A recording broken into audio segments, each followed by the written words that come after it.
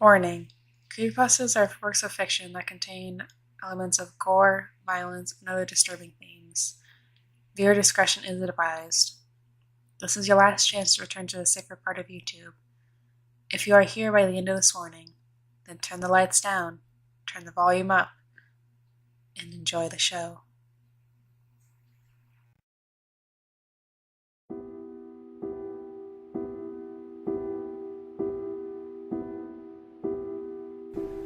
Hello all! I'm here to tell you about a bizarre Pokemon game that I once got my hands on. It's quite an odd story, but please bear with me and listen up.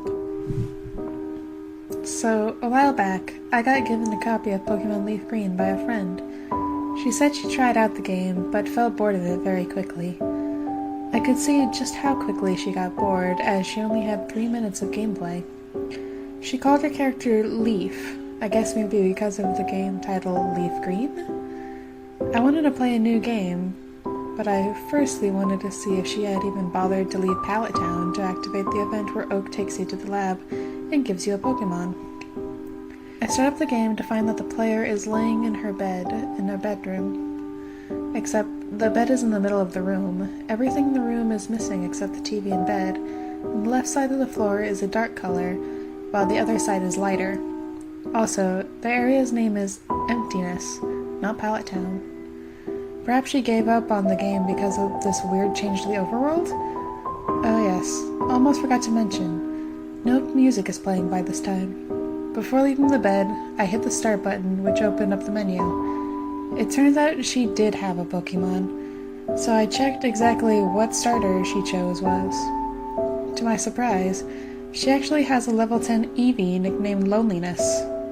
I know Eevee is an impossible starter, but I couldn't help but notice that the E was missing from the word loneliness. Maybe she didn't know the spelling of loneliness? I guess this might have been the case since she wasn't very good at spelling. On closer inspections, the Eevee appeared to be sad, instead of having a happy smile on its face. Its nature is lonely nature, and its attacks are as follows: Tackle, Screech, Grudge, and Nightmare. I leave the bed and make my way over to the TV. I pressed the A button to see if it would work, and it did. The text said, "You're not wanted here." Wasn't that nice? Since I can't do anything in this room, I exit downstairs, and just like with upstairs, the only thing in the room is a TV. Except, this time, the tiles on the floor spell out the word, "Go." I check the TV, and the text says, "Don't leave me." Well, I had no choice but to leave, since there was nothing to do in this boring room. So I exit south to the waiting Pallet Town. I leave the house, and instead of being in Pallet Town, I'm in some large foggy place. The surrounding grass is colored red, and the house that I left is cut in half, with only the bottom part showing. There are gates surrounding the path, which prevents me from exiting, and the music that is playing is the music that plays in the abandoned mansion. And there is a path heading east, but before heading down the eastern path, I notice there is a signpost. I walk up to the signpost and hit the A button, revealing the text as V. Finally, there is another path going south, except I can't reach it because the gate prevents me from walking to it. I walked down the path for what seemed to be about 8 seconds when an NPC scrolls in. He appears to be standing on the gate, and his body is purely white with a gaping mouth and blood trailing from his eyes. A very spooky sight, if I say so myself. I am able to interact with the NPC, and he says, "Can you do better?" Is he taunting me? Well, regardless, I continue down the path. The surrounding grass turns to black, but the red path is still there. I walk towards the end of the path, where there is a small door. Walking into the door, I am taken off to a different map. I appear to be in a small school-like house with no blackboard and a small desk with a book on it. I walked up to the desk and checked the book. He was so alone. His sorrow-filled eyes made me so unhealthy, so hurt. I wanted to help him, so I did.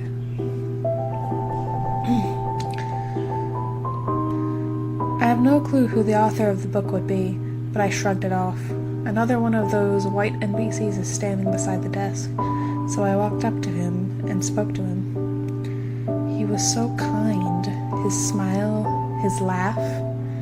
He said, "Leaving the house, I am taken back to the previous map, except this time, I am in that path heading south which I could not reach before." I walk south down the path to find that there are some letters faded on the left side of the gate, with 5 white NPCs on the other side. The letters spell out the word friend with a question mark under the 5 NPCs. Friend is what it says. Someone is questioning if someone else was a friend. As I continue south, the red grass changes to pitch black. There is also a large body of water with green grass surrounding it. I walk my overalls bright around the water and down the path. There is a door at the end of the path, and on either side of the gates, there are 2 letters. By the looks of things, an N and an O. I puzzled together the overall text as friend? No. So this person, or Pokemon, wasn't a friend to someone else? After exiting through the door, I found myself in a very confined space, with yet another white NPC standing at the end of the small room. When I spoke to him, he said, "Why wasn't he?" Well, see for yourself. By this point, I was greatly attached to this game and was desperate to get to the end of it. I exit south and I am taken to the Pokemon Tower. There's a single path which I can follow, except I can't go outside the barrier of gravestones. There are 3 white NPCs scattered around outside the gravestone barriers. And there is one on the path which I can speak to, who only says... Towards the end of the path, I find another NPC, who isn't another one of those white NPCs, but the rival, Blue. He is stood in front of a golden gravestone and is facing me. When spoken to him, he says, "No, don't believe the ghosts. Run away before they get you." I was sort of confused and was still trying to puzzle together this odd story, but right now, I wanted to find out what would happen next. I exit the Pokemon Tower and I'm in Lavender Town.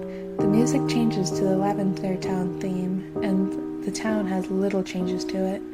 It's raining, and the routes going north, south, and west are blocked by wooden gates. I explored the town to find 3 more of those NPCs. Let's call them ghosts, since that's what Blue addressed them as. One of them is outside of the gate, so I'm unable to reach him. One is stood beside the Pokemon Center, and another is stood beside the main house in Lavender Town. The one beside the Pokemon Center says, "Oh, but we were having so much fun. Do you really want to deny us?" And the one beside the house says, "Are you still going to believe the kid who betrayed loneliness?" So, that's it. I got it. So, Blue abandoned the Eevee named Loneliness. But why? The only way to find out was to continue with this game. I enter the house beside that ghost to find a lot of stuff is missing. There is a lass and a bug catcher sat at the table. I approach the girl and she says, "This is frightening. I want to get out of this nightmare." I walked over to the bug catcher and he says, "The ghosts can't get in here. I wonder why." But wait, there's a 3rd NPC in the house facing the window. It's the male protagonist, Red.